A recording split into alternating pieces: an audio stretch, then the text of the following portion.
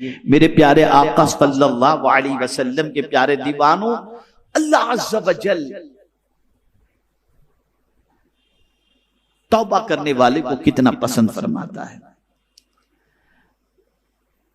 अल्लाह अज़्ज़ा व जल फरमाते गुनहगारों को ये तंबीह है, तंबीह कहें या खुशखबरी कहें, अलम यअलमू अन्नल्लाह हुवा यक़बलु तौबत अन इबादिही व याख़ुज़ु सदक़ात व अन्नल्लाह हुवा तव्वाबुर रहीम।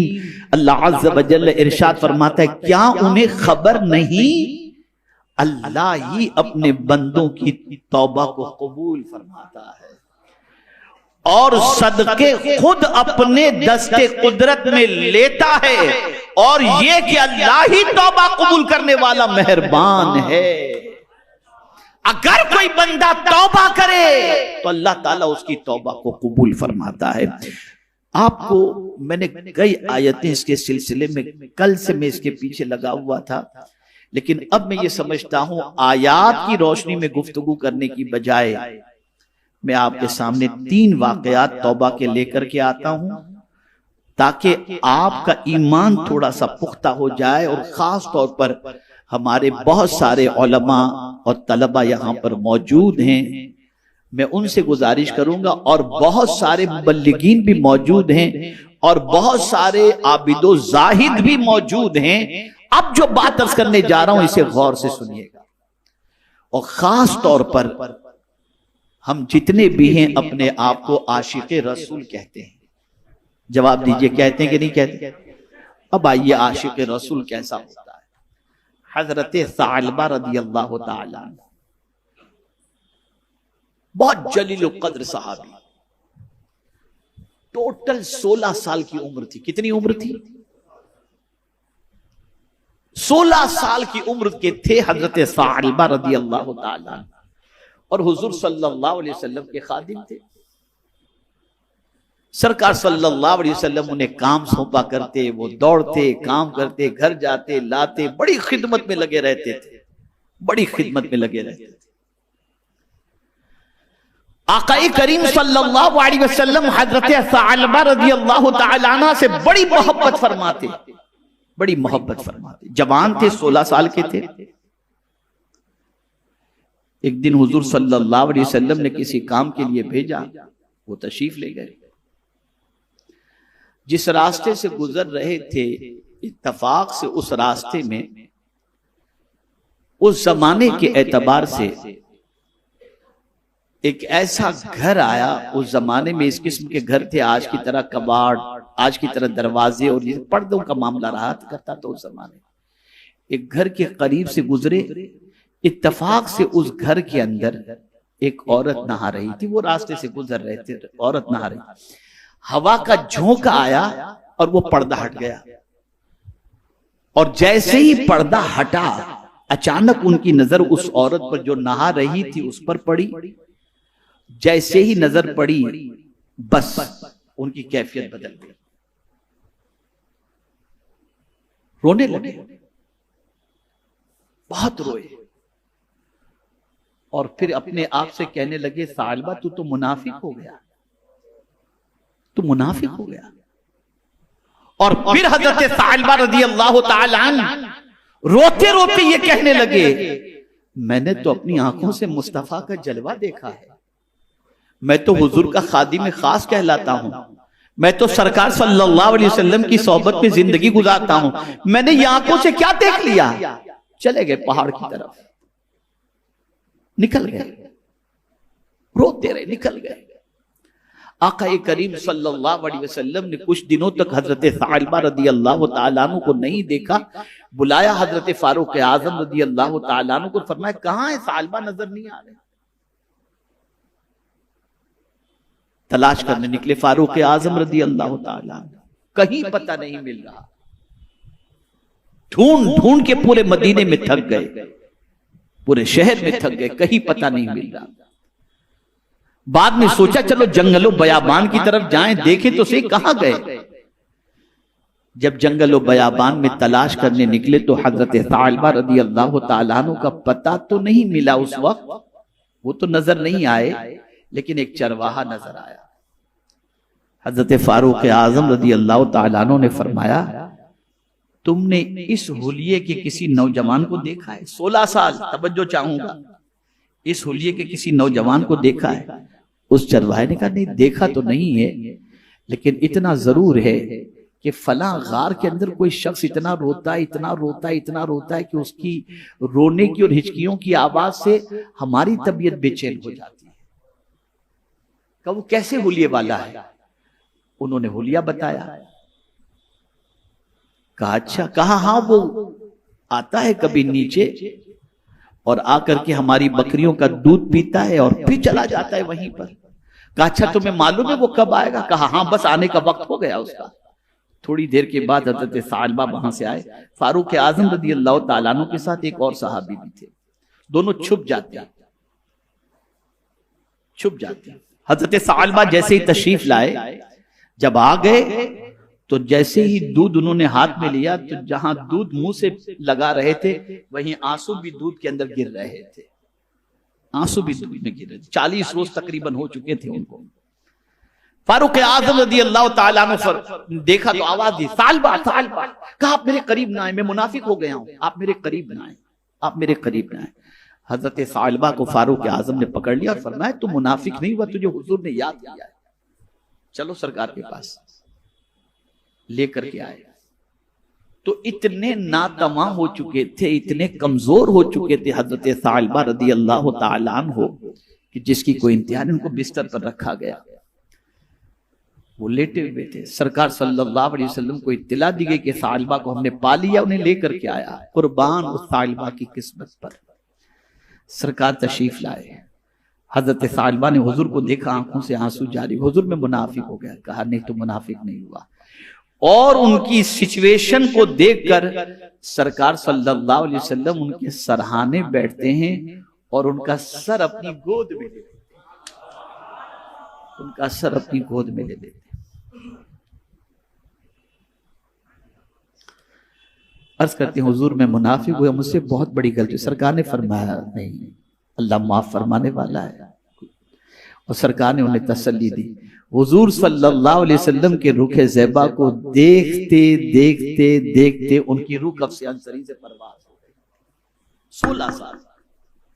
अनजाने में एक निगाह औरत पर पड़ गई तो इश्क़ मुस्तफा की दलील उन्होंने ये पेश की कि जंगलों बयाबान में चले गए और कहने लगे कि मुस्तफा की मोहब्बत की बात और ये नंगी चीज नजर आ गई। आज क्या हो रहा है? आज ज़बान से तो आशिक नजर आएंगे, लेकिन हकीकत में फासिक इल्ला माशाअल्लाह नजर आए। ये सिचुएशन है। कहां हैं हम? कहां हैं हम? हजरत सालबा की किस्मत पर कुर्बान कि जिनकी रूह कब से अंसरी से परवाज की इस हाल में कि गोद में हुजूर के सर था और निगाहें मुस्तफा के चेहरे को देख रही थी।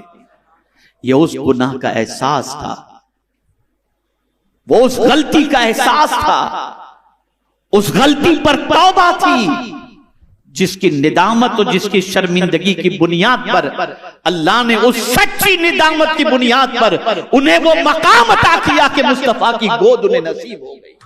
ये है सच्ची तौबा, ये है सच्ची तौबा। कभी शैतान वर्गलाता है, अरे इतने पाप कर लिए अब तौबा से क्या फायदा। नहीं, अल्लाह ने तौबा का दरवाजा इसीलिए बड़े लंबे अरसे तक खुला रखा है, बंद नहीं रखा। जब तक कि सूरज मशरिक की बजाय मगरिब से न निकले उस वक्त तक तौबा का दरवाजा खुला है, खुला है। आइए सुनिए आप। हजरत हसन बसरी रज़ी अल्लाह तआला अन्हु के दौरे पाक में, यहां जो मालदार हो ना वो जरा गौर से सुनिएगा। एक साहब थे जिनके पास बड़ी दौलत थी, बेइंतहा बेहिसाब दौलत थी। उनका इंतकाल हो गया। जवान बेटा था, बाप की मुफ्त की दौलत उसे नसीब हो गई। अब जाहिर सी बात है कि बाप भी न हो और मुफ्त के अंदर इतनी सारी दौलत मिल गई, बेहिसाब दौलत, तो अब खर्च कहां करे? पैर फिसल गए उसके, और गुनाहों में उसने अपने बाप के पैसे को खर्च करना शुरू किया। मां बड़ी परहेजगार थी, और मां जो है हजरत हसन बसरी अलैहि रहमा के वाज की महफिल में जाया करती थी। जो खवातीन घर बैठे इस वक्त गुफ्तगू को सुन रही हैं, उनसे मेरी गुजारिश है कि आप सुना करो, तफसीर कुरान भी सुना करो, उलमा के खिताबात को भी सुना करो, और इसी तरीके से अपने ईमान को ताजा करने की कोशिश भी किया करो। वो हजरत हसन बसरी अलैहि रहमा की महफिल के अंदर जाया करती और बच्चे को समझाया करती कि मेरे बेटे तू ये सब गुनाह न कर, छोड़ दे छोड़ दे छोड़ दे। लेकिन बच्चा मानता नहीं था, पैसे का नशा था ना, बड़ा खतरनाक होता है ये, बड़ा खतरनाक होता है। पैसे का नशा था, गुनाह छोड़ने को तैयार नहीं। मां ने हजार समझाया लेकिन तैयार नहीं। फिर अचानक उस नौजवान को बुराई की वजह से, बुरे काम की वजह से, गंदे काम की वजह से उसे बीमारी लाहिक हो गई, और ऐसी बीमारी लाहिक हुई कि जिस बीमारी की वजह से डे बाय डे उसकी सेहत गिरती चली गई, डाउन होती चली गई, यहां तक कि इतनी उसकी सेहत डाउन हो गई कि उससे लगने लगा कि अब मेरी मौत करीब है। अब उसमें इतनी ताकत नहीं थी कि वो हजरत हसन बसरी अलैहि रहमा की महफिल में जा सके। मां चाहती थी कि वो पहुंचे हजरत हसन बसरी की महफिल में और वहां जाकर के ये तौबा कर ले, और हजरत हसन बसरी अलैहि रहमा इसे तौबा करा दे। लेकिन अब उसके जिस्म में इतनी ताकत नहीं थी कि वो जा सके। पहले मां कहती थी कि बेटा हसन बसरी की महफिल में चलो, और मैं आपसे भी गुजारिश करता हूं कि तन्हा ना लाओ अपनी औलाद को इस इज्तिमा के अंदर और हफ्तावारी इज्तिमा के अंदर, ताकि उनकी तबीयत भी दीन की तरफ माइल हो।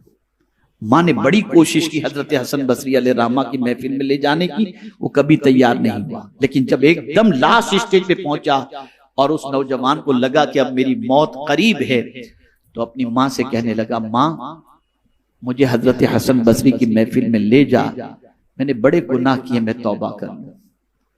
मां ने कहा, बेटे तेरे में चलने की सकत नहीं है, लेकिन मैं तेरे लिए मुसलसल हजरत हसन बसरी को दुआ के लिए कहा करती थी, वो मुझे पहचानते हैं, मैं जाती हूं उनसे, मैं बात करती हूँ कि वही आकर के तुझे तौबा करा दे। अब सुनिए, मां चूंकि अपने बच्चे के सारे ऐब हजरत हसन बसरी को बता चुकी थी कि मेरा बेटा ये करता है, मेरा बेटा ये करता है। अब जाकर जैसे ही उसने हजरत हसन बसरी अलैहि रहमा से कहा कि मेरा बेटा अब तैयार हुआ है मौत के दरवाजे पर पहुंचकर तौबा करने के लिए, आप आए और मेरे बच्चे को तौबा करा दें, तो हजरत हसन बसरी अलैहि रहमा ने फरमाया, ऐसे नालायक के लिए मैं आऊं जो इतना गुनाहों में डूबा रहा, तेरी नाफरमानी करता रहा, जाओ मैं तौबा कराने नहीं आता। वो नहीं आए। कौन? हजरत हसन बसरी, जिन्होंने मौला अली की गोद में परवरिश पाई, ताबई थे वो। अब मां मायूस होकर आई और अपने बेटे से कहती है, बेटे पहले ही जब तू सेहतमंद था और मैं जब तुझे कह रही थी उस वक्त ही चल करके तू तौबा कर लेता हजरत हसन बसरी के हाथों पर, तो कितना ही अच्छा होता। अब तेरे पाप की बुनियाद पर वो आने के लिए तैयार नहीं। तवज्जो चाहूंगा, जिंदगी में कभी रब से मायूस मत होना। अब तेरे पाप की बुनियाद पर वो नहीं आए। उस नौजवान ने सुना, बस उसने रोना शुरू किया। अब रोकर अपने मौला से लौ लगाई, मौला मैं इतना गुनहगार हूं कि तेरा नेक बंदा मुझे तौबा कराने के लिए भी नहीं आया, यकीनन ये मेरे गुनाहों की वजह से। मौला सबके दरवाजे बंद हैं, तेरा दरवाजा तो बंद नहीं हुआ। मैं सच्चे दिल से तौबा करता हूं। जितने आज तक गुनाह हुए, मैं आज के बाद कभी उन गुनाहों की दहलीज पर सेहतमंद होकर के भी नहीं जाऊंगा। मैं वादा करता हूं, मैं सच्ची तौबा करता हूं। मेरे मौला तू मुझे माफ फरमा दे, तेरे अलावा कौन है जो मेरे गुनाहों को माफ करे। रोता रहा रोता रहा रोता रहा, अल्लाह की बारगाह में तौबा करता रहा, माफी मांगता रहा, यहां तक कि तौबा करते करते उसकी रूह परवाज कर, उसकी रूह परवाज होने के बिल्कुल करीब पहुंच गई। तो उसने अपनी मां से कहा कि मां अब मेरी वसीयत सुन ले, मैं बहुत पापी हूं, मर जाऊं ना तो एक काम करना, मुझे अपने दुपट्टे से लपेट कर मेरी गर्दन में मुझे घसीटना। मुझे नहीं मालूम कोई मेरी नमाज जनाजा पढ़ाएगा भी कि नहीं पढ़ाएगा, और कोई आएगा कि भी नहीं आएगा। बस ये कहने के बाद उसकी रूह परवास कर गई। अब जब रूह परवास कर गई तो मां के दिल में ख्याल पैदा हुआ कि चलो इयादत के लिए हजरत हसन बसरी तौबा कराने नहीं आए, अब नमाज जनाजा पढ़ाने के लिए आ जाएं। गई मां वहां पर और जाकर के हजरत हसन बसरी से कहती है, मेरे बेटे ने दाई अजल को लब्बैक कह दिया, अगर आप उसकी नमाज जनाजा पढ़ा देंगे तो आपकी दुआ से मेरे बेटे की मगफिरत हो जाएगी। हुजूर आप चलें। कहा ऐसे लोग, ऐसे की नमाज जनाजा मैं नहीं पढ़ाऊंगा जो इतना गुनाहों में डूबा हुआ था। मां मायूस होकर आ गई, बच्चा था ही ऐसा। मां मायूस होकर आ गई।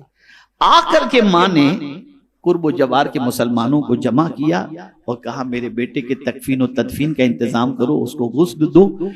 तो उन लोगों ने पूछा, नमाज जनाजा कौन पढ़ाएगा? कहा, तुम में से जो चाहे नमाज जनाजा पढ़ा दे, तुम लोग आपस में डिसाइड कर लो। उस शख्स का गुस्ल, कफन, ये सब हो गया। अब नमाज जनाजा की तैयारी हो रही थी कि दरवाजे पर किसी ने दस्तक दी उस औरत की।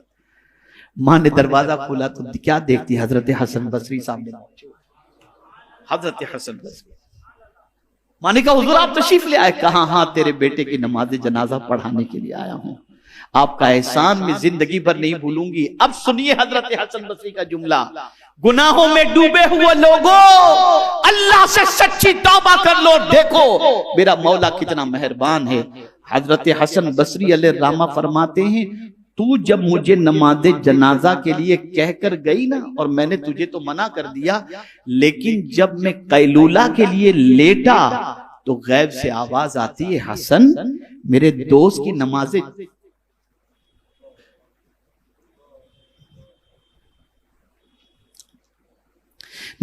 जनाजा पढ़ाने से तुमने इनकार कर दिया, जाओ मेरे दोस्त की नमाज जनाजा पढ़ाओ। हजरत हसन बसरी अलैहिर्रहमत व रिज़वान आए और उस औरत से कहने लगे, ए खातून, अल्लाह ने तेरे बेटे को विलायत के मकाम पर अपनी दोस्ती का ताज अता फरमा दिया। अपने गुनाहों को न देखो, कुदरत के करम को देखो। वो बहुत करीम है, वो तौबा करने वाले को बहुत पसंद करता है, इतना पसंद करता है जिसकी कोई इंतहा नहीं। इसलिए सच्चे दिल से उसकी बारगाह में तौबा कर।